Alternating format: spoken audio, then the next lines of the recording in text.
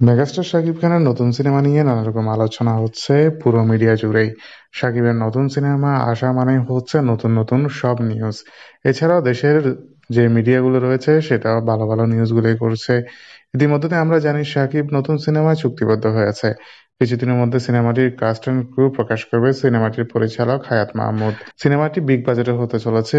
শুধুমাত্র শাকিব খান রিমুনারেশন নিচ্ছে ৩ কোটি টাকা। এর বাইরে অনেক বড় স্কেলে সিনেমাটি হতে চলেছে। তবে এবার কি আবার সাকিবের নায়িকা হচ্ছে ইদিকা পাল? সাকিবের সঙ্গে পরপর দুইবার জুটি বেঁধে দর্শক সারির প্রথম কাতারে চলে গেছে কলকাতার এই নায়িকা।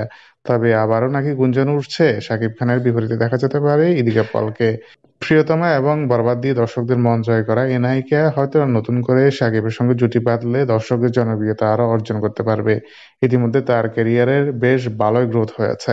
একের পর এক ইন্ডাস্ট্রি হিট সিনেমাগুলো দিয়ে যাচ্ছে। কলকাতাতেও হিট এবং বাংলাদেশেও হিট। দেখা যাক খবরটি সত্য কিনা।